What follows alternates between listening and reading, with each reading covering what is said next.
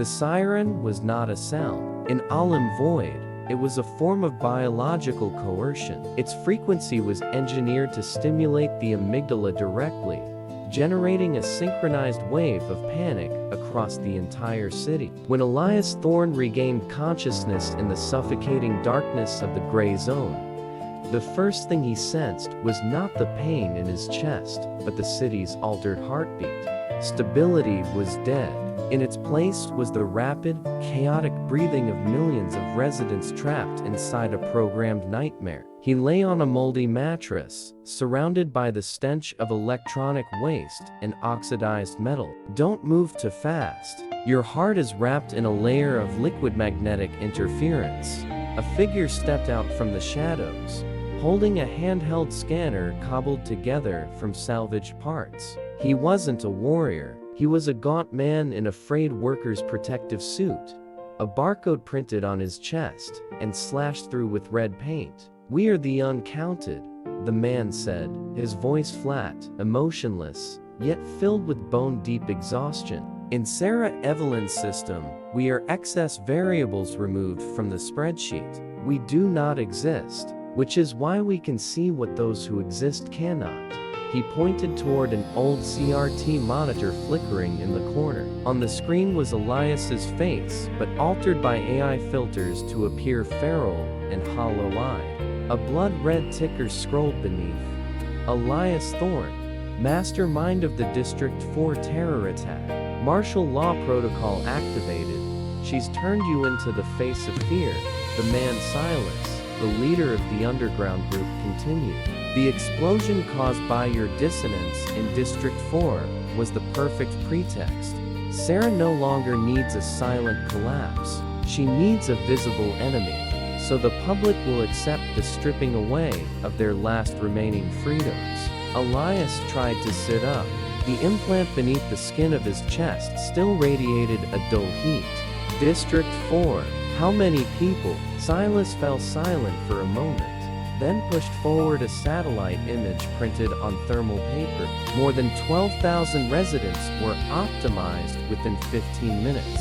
But here's the bitter truth, Thorne. They didn't die from the explosion. They died because the air filtration systems automatically shut down the moment the siren sounded. The architects of Oblivion aren't just destroying architecture. They're executing a demographic purge. Everyone in District 4 was low-tier labor people with the lowest contribution coefficients in Sarah's algorithm. Elias stared at the image. District 4 was now a blackened crater. Its energy towers collapsed like broken bones. He realized he hadn't merely been a physical trigger, he had been weaponized as part of a genocidal operation, disguised as a technical failure. Elias, don't trust what you see. Julian's voice echoed again, this time emanating from Silas's handheld scanner. "Silas saved you, but the device in your chest is still transmitting signals. Sarah wants you here." Elias locked eyes with Silas. "You said you saved me, so why does Sarah want me in the gray zone?" Silas hesitated, his eyes flashing with cold calculation.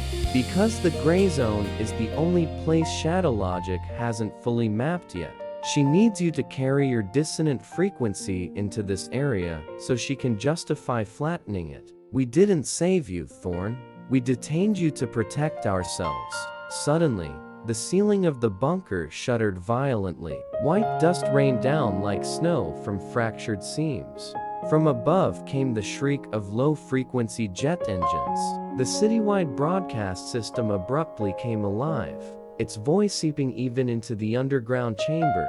"Citizens of the Gray Zone, the terrorist Elias Thorne is currently hiding in your sector. Under Decree 113 recently approved by the Supreme Council, the entire Gray Zone will undergo total restructuring within 60 minutes to ensure absolute security. Thank you for your consent."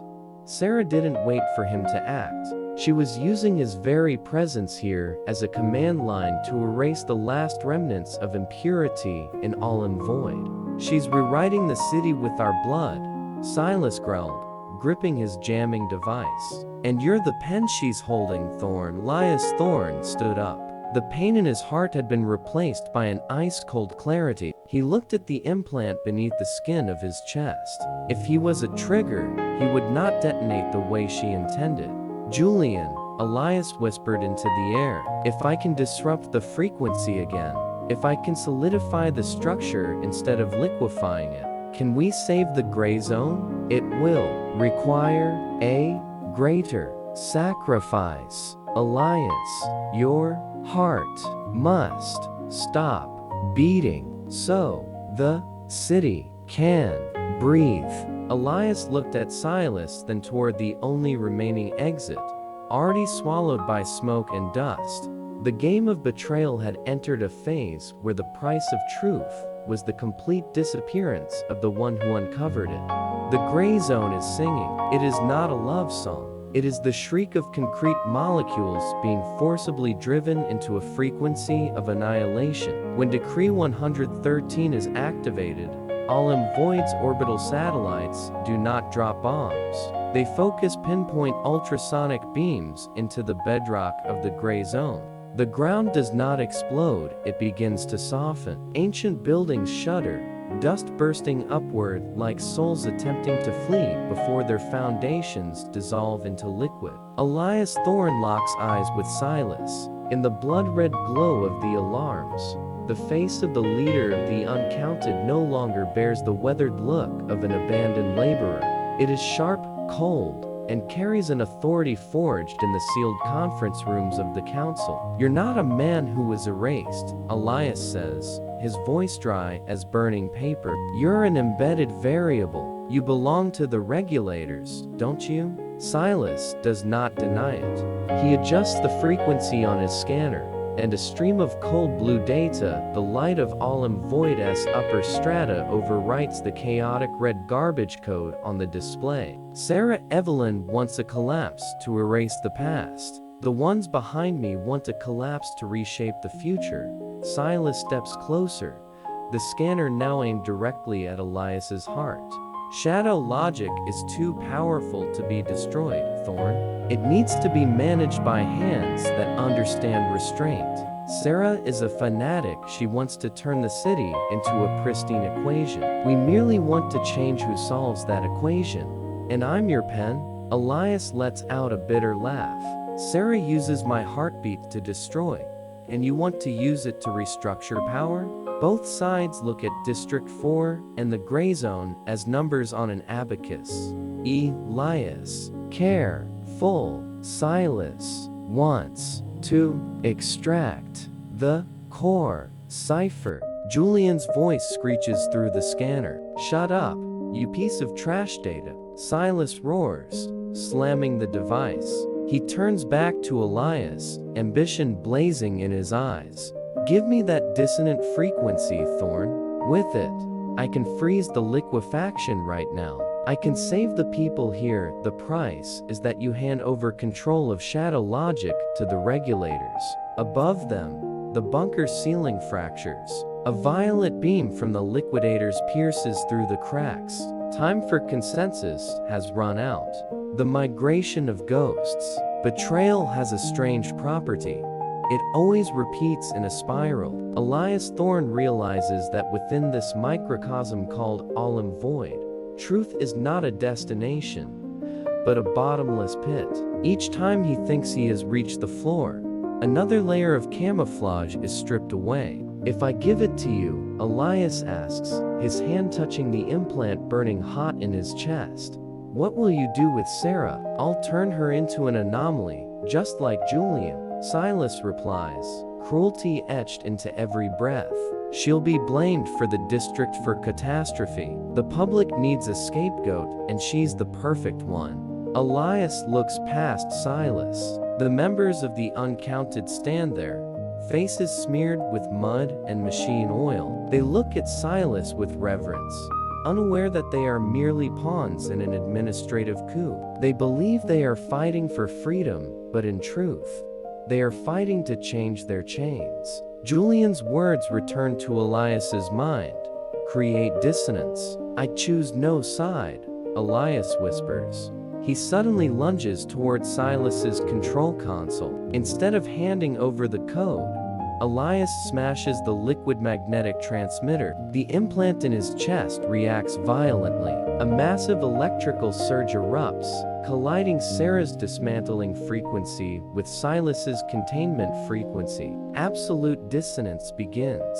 The gray zone convulses in a bizarre seismic storm. Instead of liquefying, the ground begins to crystallize. Buildings do not collapse, they are encased in rigid polymer, as if fossilized mid-air. Liquidators descending from the ceiling are abruptly halted, their mechanical bodies trapped inside blocks of data crystal. "What did you do?" Silas screams, lunging for Elias only to be blasted away by a sonic shockwave. "I've frozen the truth." Elias roars through the tearing pain. "If you want Olym-Void to be an equation, then I'll turn it into an unsolvable one." Shadow logic basement of reality. The symphony of collapse is interrupted. At the summit of Ether High Tower, Sarah Evelyn stares at holographic displays flooding with violet error codes. Her blue eyes narrow. "Elias Thorne," she murmurs, her voice still carrying cold admiration. "You found the gap between two betrayals. You chose neither oblivion nor order. You chose stagnation." She turns to her trembling assistant. "Activate Phase 2 of Decree 113. If we cannot dismantle the gray zone, we will erase it from reality by overriding it. Designate the entire area a dead data zone. No one enters, no one leaves, including Elias." Inside the bunker, Elias Thorne collapses. The implant in his chest has shattered, but his heartbeat now resonates perfectly with the crystalline vibrations surrounding the shelter. Silas and his people vanish into the wreckage of chaotic crystallization. Julian, or whatever fragments of data remain of him, fall silent. Only Elias Thorne remains, seated within a partially petrified city. He looks down at his hands, where frequency-scorched scars still bleed. He has stopped the explosion, but imprisoned himself inside a permanent blind spot. He understands, then, that the architects of Oblivion have not lost. They have merely rewritten the rules to include his resistance within the new design. Post-Great Descent, Olym-Void will be a city where truth is frozen, where survivors are breathing statues in a cemetery of legalized lies. And somewhere in the darkness, a new funeral bell begins to toll. Dawn on January 6, 2026, in Olym-Void does not bring warmth. It brings an overriding. When the residents of District 1 and District 2 awaken, they no longer see the gray columns of smoke from District 4 or the oppressive cloud mass of the gray zone. Instead, through the smart glass of their high-rise towers, a magnificent vista appears. Virtually ecological parks, with radiant rows of light trees, have blossomed precisely where the ruins once lay. Across electronic news outlets, a single announcement repeats at a soothing frequency. The technical incident in District 4 has been fully resolved thanks to the timely intervention of Special Envoy Marcus Vane. In recognition of his sacrifice during the stabilization of the energy core, the Council hereby declares the establishment of a permanent green zone. Olym-Void is safer than ever. Betrayal has reached its highest tier. It no longer merely erases matter, it erases the memory that pain ever existed. While the city celebrates a fabricated victory, Elias Thorne stands in the middle of a cemetery of crystal blocks. The gray zone is now a silence so profound it borders on terror. The crystallized polymer layer Elias created has transformed everything from rusted buildings to fallen liquidators into opaque, glassy statues. Light here no longer travels in straight lines. It refracts through frozen data masses, forming hovering spectral rainbows. Elias looks down at his hands. The frequency scars on his skin now emit a faint violet glow, pulsing in rhythm with the heart of this dead land. Elias, look down at your feet. Julian's voice echoes no longer fragmented. In this isolated data zone, Sarah's interference cannot reach. Julian now exists as a soft blue current flowing through the crystal veins beneath the floor. The crystallization isn't just a trap, it's a filter you've accidentally created.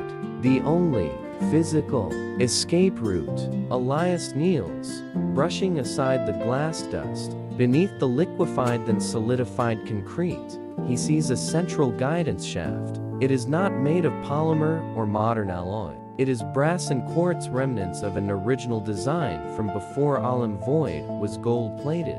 This is the origin vein. Where does this shaft lead, Julian? Elias asks, his voice echoing through the crystalline void.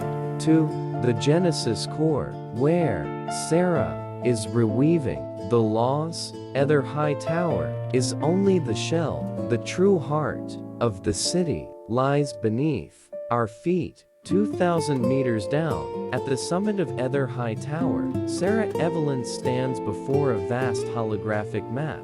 She watches red points representing anomalies gradually being replaced by blue points of stability. Marcus Vane enters. His face has been partially reconstructed with biosynthetic skin after the explosion, rigid as a mask. Citizens are beginning to question the total lockdown of District 4, Arcus says, his voice mechanical. They want to see the virtual park with their own eyes, not through tower filters. Give them a festival. Sarah replies without turning, her hand gliding across the luminous threads of shadow logic. Use level 3 euphoria frequencies to stimulate the atmosphere. When people feel happy, they no longer require truth. And Marcus, she pauses. Her deep blue eyes reflect the crystallized expanse of the gray zone. Elias Thorne is still alive in that dead data region. He has turned himself into part of the architecture. I want you to send a physical demolition team down there. No sonic waves, no viruses. Use hammers and explosives. Smash that monument of deviation before he finds the origin vein. Elias Thorne stands before the mouth of the brass shaft. He knows that once he descends, he will officially leave the reality of Olym-Void. He will no longer be a citizen, no longer an urban planner, not even a human defined by an algorithm. He withdraws Julian's seismic device. The needle now points downward, deep, heavy, and mournful. If I go down there, Elias asks, can I reverse everything? There is no reversal, Elias. Julian's voice is somber. Only acknowledgement. You won't save Olym-Void. You can only choose how it ends. Elias looks up at the sky above the crystallized zone. Through the city's veil, he sees radiant ribbons of light weaving a monumental lie for millions. He is no longer angry. A lucid coldness settles over him. The betrayal of the architects of oblivion is not a single act, it is a state of being. And the only way to confront it is to become a collapse they can never clean up. Elias lets himself fall into the darkness of the brass shaft. Above him, the detonations of Marcus's demolition teams begin to thunder, shattering the first crystal blocks. But it is already too late. The final screw has loosened itself from the system. The darkness inside the origin vein is not the absence of light. It is a dense, tangible substance, carrying the taste of oxidized brass and the cold, ancient breath of quartz. Elias Thorne falls. The sensation of weightlessness stretches across an illogical span of silence before the polymer soles of his boots strike a metal floor. A deep, dull gong reverberates outward, rippling through the darkness in endless waves of sound. This is not the architecture of Olym-Void, the kind that eliminates all feedback. This is the architecture of resonance. He switches on his flashlight. The beam sweeps across colossal brass conduits running in every direction, like the nerve bundles of a sleeping giant. White quartz crystals are embedded directly into their junctions, emitting a faint phosphorescence whenever a current passes through them. Elias, you are standing on the original empathic system. Julian's voice emerges from the seismic device, strangely clear now. Before shadow logic existed, this city communicated through the vibrations of matter. Elias walks forward, his hand brushing against the cold brass casing. He feels a vibration coursing through his palm. It is not the short, long rhythm of destruction. It is a chaotic, warm current, dense with interference. He is walking upstream through the history of betrayal. At an intersection where the brass conduits twist together like a vascular knot, Elias stops. A translucent figure stands there. It is not a liquidator soldier. The figure wears a cloak woven from outdated fiber optic threads, and its eyes lack the icy void of the present-day Sarah Evelyn. It is a bioprojection, archived from decades ago. I always knew that one day, perfection would demand a sacrifice, the figure says. Elias narrows his eyes. That face softer, younger, deniably Sarah. This is the version of her from before Decree 112, before she decided that human beings were errors to be optimized. Who are you? Elias asks, the stun weapon in his hand ready. I am the memory the architects of oblivion tried hardest to erase. The projection of Sarah smiles, regret heavy in her expression. I am the one who designed the origin vein to bind Olym-Void into a community that shared pain. But they, my collaborators, discovered that pain could be quantified, and quantification leads to control. She steps closer, moving through the phosphorescent currents.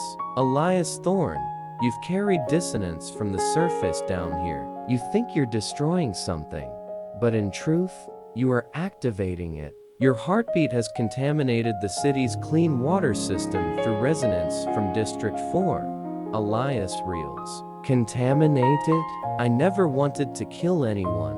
Not chemical toxins. Memory Sarah shakes her head. It is the toxin of truth. Your frequency is breaking the euphoria filters that present-day Sarah embedded into the water supply. The people of Olym-Void are about to awaken from a long-induced haze, and that awakening will be painful. Meanwhile, on the surface, the illusion begins to dissolve.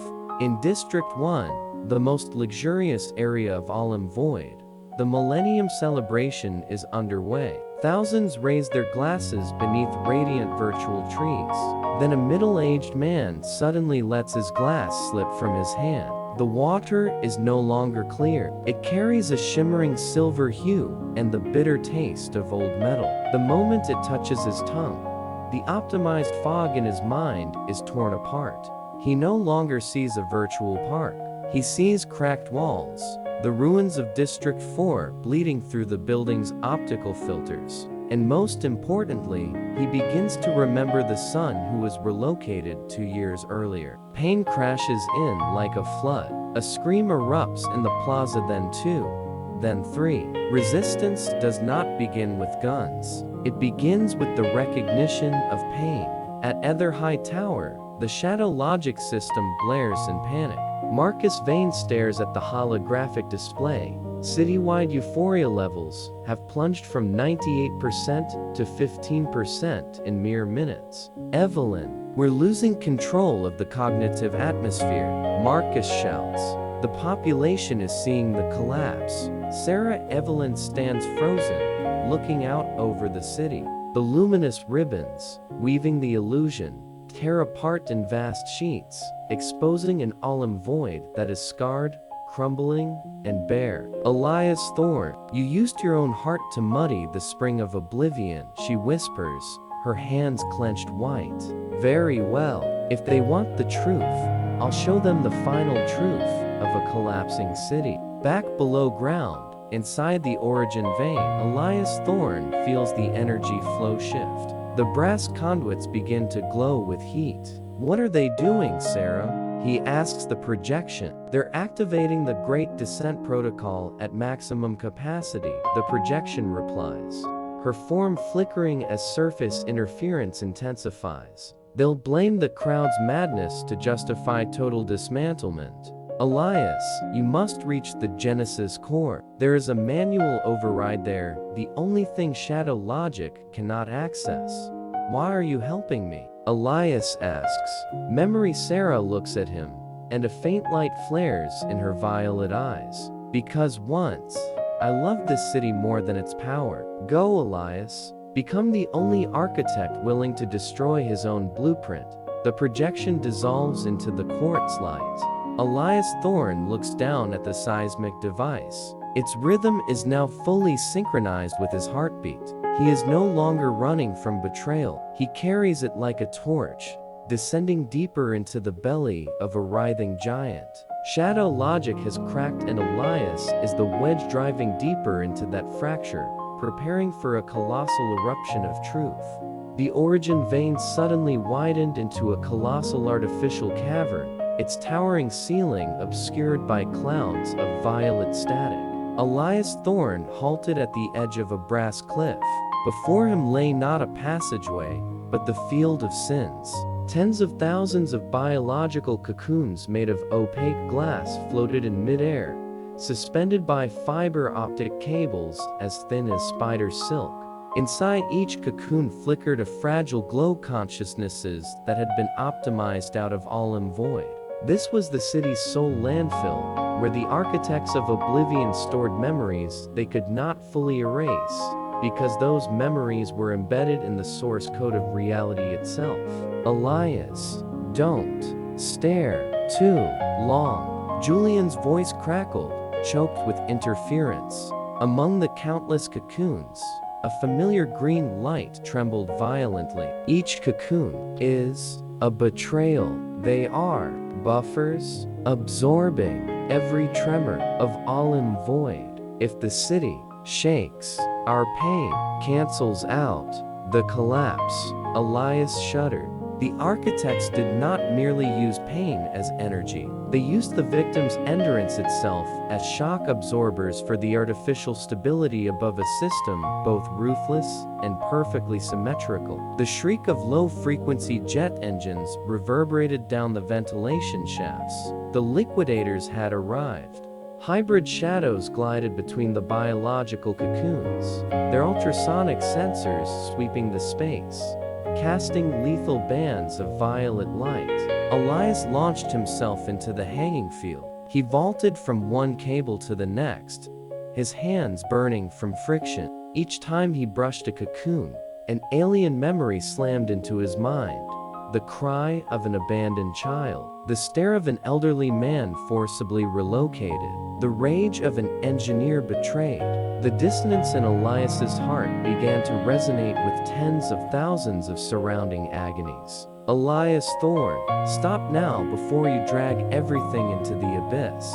Sarah Evelyn's voice boomed through the cavern's broadcast system. This time, it was not calm. It carried the desperation of someone watching a grand design threatened by a single fracture. Look at those cocoons, Elias. They are what keep Olym-Void from tearing itself apart right now. If you activate the Genesis core, you will release all that pain into the physical structure. The city above will not merely awaken, it will explode. Millions will die because of your truth.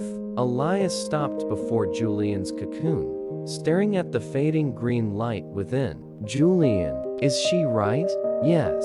Elias, truth, at this moment, carries the gravity of a dead star. Activating the origin means removing the final nail, holding this world together. Elias looked upward.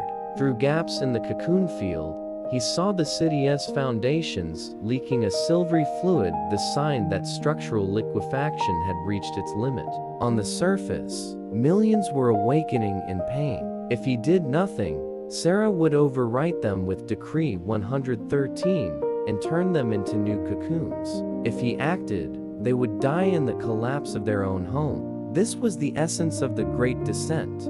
There was no correct choice. Only a choice between different forms of betrayal. I will not let you use them as sacrifices for another second, Elias growled.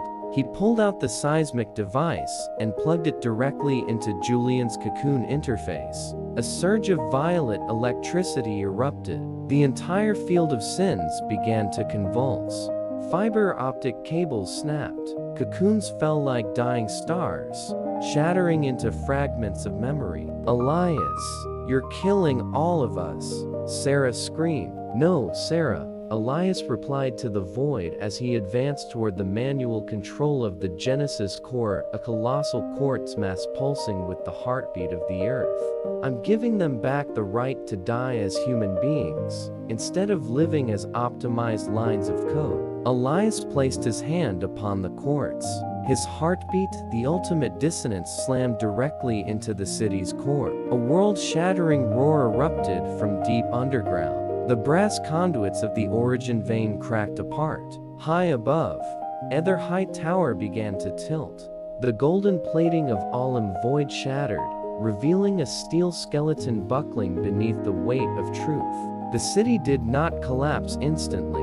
It began dissolving into nothingness. Elias Thorne stood at the eye of the storm of data and matter. He saw Julian one last time, a faint, blue silhouette smiling before dissolving into the eternal flow. Shadow logic had been completely destroyed, but the price was that Olym-Void had entered the irreversible orbit of annihilation.